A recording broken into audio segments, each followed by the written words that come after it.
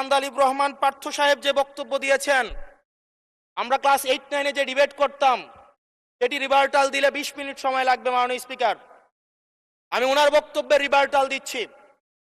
এখন বক্তব্য রাখবেন মাননীয় সদস্য হাসান আব্দুল্লাহ, কুমিল্লা 4, সময় 6 মিনিট। মাননীয় স্পিকার, আপনাকে ধন্যবাদ মুলতবি প্রস্তাবের উপরে বক্তব্য প্রদানের সুযোগ দেওয়ার জন্য। মাননীয় স্পিকার, কিছুক্ষণ আগে আমাদের সর্বশ্রদ্ধেয় মাননীয় সাংসদ আন্দালিব রহমান পার্থ যখন বক্তব্য দিচ্ছিলেন, উনি যখন বললেন যে সংবিধান যারা ছুঁড়ে ফেলতে চায় তাদেরকে স্বাধীনতা বিরোধীর সাথে উনি অ্যালাইন করলেন, ট্যাগ করলেন মাননীয় স্পিকার। এবং তখন ট্রেজারি বেঞ্চের সম্মানিত মাননীয় মন্ত্রী যারা ছিলেন তারা সেটাকে টেবিল চাপড়িয়ে সেটাকে সমর্থন দিলেন। মাননীয় স্পিকার, গণতন্ত্রের জন্য যিনি আপোষহীন লড়াই করে গিয়েছেন বেগম জিয়া, উনি বলেছিলেন যেদিন জনতার সরকার প্রতিষ্ঠিত হবে, যেদিন এই পার্লামেন্ট জনতার সরকারের কাছে যাবে, এদিন এই সংবিধানকে ছুঁড়ে ফেলা হবে। ট্রেজারি বেঞ্চের যে মন্ত্রীরা ছিলেন তারা দীর্ঘদিন, তাদের সারা জীবন তারা বেগম জিয়ার সাথে রাজনীতি করেছেন। এই সংবিধান ছুঁড়ে ফেলার সাথে স্বাধীনতা যুদ্ধাপরাধীর অ্যালাইন করার যেটার হাততালি তারা দিয়েছেন, সেটির মধ্য দিয়ে বেগম জিয়াকে তারা মূলত হচ্ছে অপমান করেছেন কিনা তারা সেটা ভেবে দেখবেন। মাননীয় স্পিকার, আমি বক্তব্য দেওয়ার জন্য অনেক কিছু রেডি করে নিয়ে এসেছিলাম।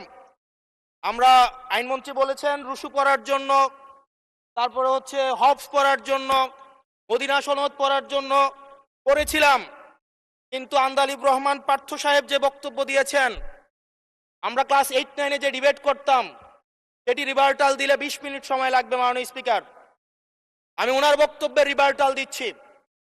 উনি বলেছেন যে আমি কোট করছি, উনি বলেছেন 72-এর সংবিধানের কিছু কিছু বিষয়কে ওনারা সম্মান দিয়েছেন। তার মানে কিছু কিছু বিষয়কে ওনারা সম্মান দেয় নাই। তার মানে এই অভ্যুত্থানের পরে এই সংবিধানের কিছু অংশ ওনারা মেনেছেন, কিছু অংশ ওনারা মানেন নাই।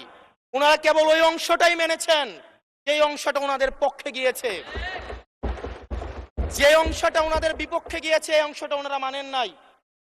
মাননীয় স্পিকার, এই ধরনের প্রকৃতি সম্পন্ন যারা আছে বাংলাদেশের পার্লামেন্ট যারা দেখছেন তারা সিদ্ধান্ত নেবেন, যারা কখনো কখনো কনফরমিস্ট, যারা কখনো কখনো রিফর্মিস্ট, তারা মূলত হচ্ছে অপরচুনিস্ট। এখন আমি সংবিধানের কিছু কিছু ধারা মানব, কিছু কিছু ধারা মানব না। আমি কখনো কখনো সাংবিধানিক, কখনো কখনো আমি অসাংবিধানিক। মাননীয় স্পিকার, যখন ডক্ট্রিন অফ নেসেসিটির প্রশ্ন আসে, মাননীয় স্পিকার, এই এক্সিস্টিং সংবিধান অনুযায়ী যখন 7A এবং 7B বলবৎ থাকে, সেই জায়গা থেকে আইনজ্ঞরা, মাননীয় স্বরাষ্ট্রমন্ত্রী উনি থাকলে ভালো হতো। ডক্ট্রিন অফ নেসেসিটি মাননীয় স্পিকার 48-এর 3 অনুযায়ী রাষ্ট্রপতি সুপ্রিম কোর্টের মাধ্যমে একটা এই 106-এর অ্যাডভাইজরি একটা রুল আছে মাননীয় স্পিকার। এই অ্যাডভাইজরি রুলের মাধ্যমে সংবিধানের ফান্ডামেন্টাল কোনো বিষয় কম্প্রোমাইজ করা যায় না।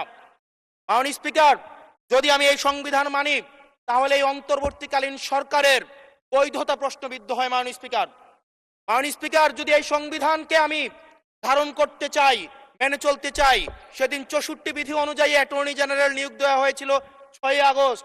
মাননীয় স্পিকার, এই সংসদে প্রশ্ন রাখতে চাই, তৎকালীন বর্তমান রাষ্ট্রপতি টুপ্পু, তখন বলা হয়েছে অ্যাটর্নি জেনারেল নিয়োগ দেওয়ার ক্ষেত্রে প্রধানমন্ত্রীর সাথে আলোচনা করতে হবে। সেদিন কোন প্রধানমন্ত্রীর সাথে আলোচনা করা হয়েছিল সেটা আমাদেরকে অ্যাটর্নি জেনারেল জানাবেন। আমাদেরকে অ্যাটর্নি জেনারেল জানাবেন এই হিয়ারিংটা হয়েছিল, এই হিয়ারিং এ উনি উপস্থিত ছিলেন কিনা।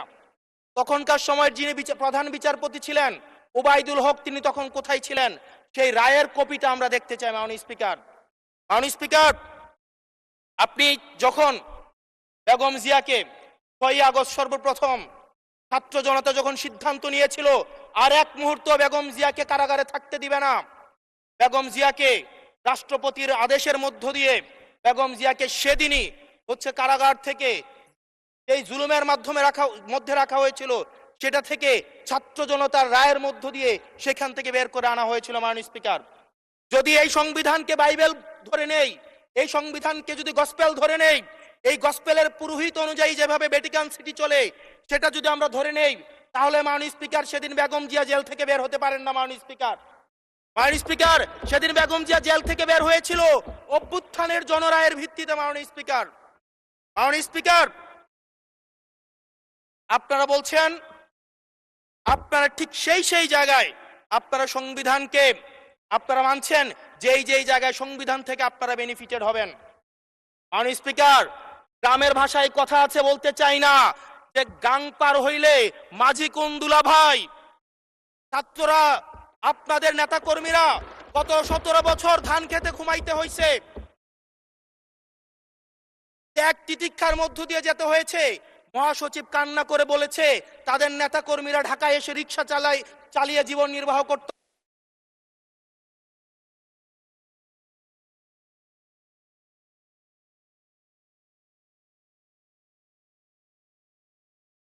এক মিনিট বলেন।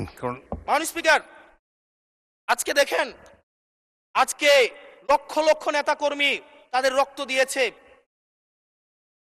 ফ্যাসিবাদ বিরোধী প্রত্যেকটি রাজনৈতিক দল, কোন রাজনৈতিক দলকে বিশেষভাবে আমি আলাদা করতে চাই না, ফ্যাসিবাদ বিরোধী প্রত্যেকটি রাজনৈতিক দলের রক্ত শ্রম ঘামের মধ্য দিয়ে এই হাসিনার পতন হয়েছে। এই হাসিনার পতনের পরে যখন জনরায়, মাননীয় স্পিকার, যখন জনরায় কখনো কেতাবের কাছে মাথা নত করে না।